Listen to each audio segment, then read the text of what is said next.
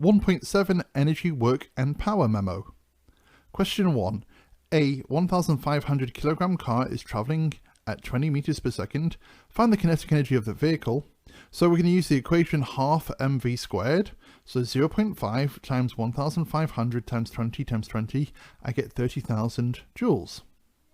A 50-gram apple falls 5 meters from an apple tree. Find the change in gravitational energy. So we're going to use the gravitational energy equation, which is m times g times h. So 0.05, because we're working in kilograms, not grams, times 9.8 times 5, I get roughly 2.5 joules. Question number 3.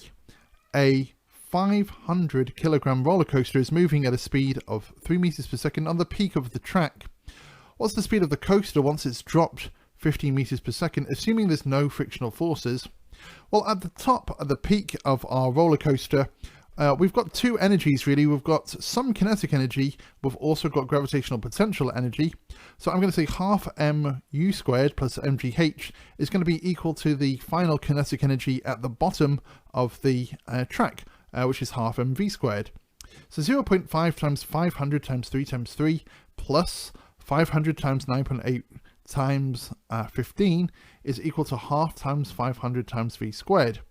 Rearranging, we get a speed of 17 meters per second. Question number 4. A box is pushed along by a machine with a force of 5 newtons over a distance of 20 meters. What's the work done by the box? Well, work is force times distance, so 5 times 20, I get 100 joules. The force is applied over 5 seconds. What's the power used to move this box by the machine? Well, power is work done divided by time, so the energy transferred was 100 joules divided by 5, so the power of our machine is 20 watts.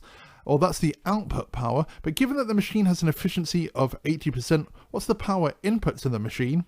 Well, power in times 0.8 equals power out.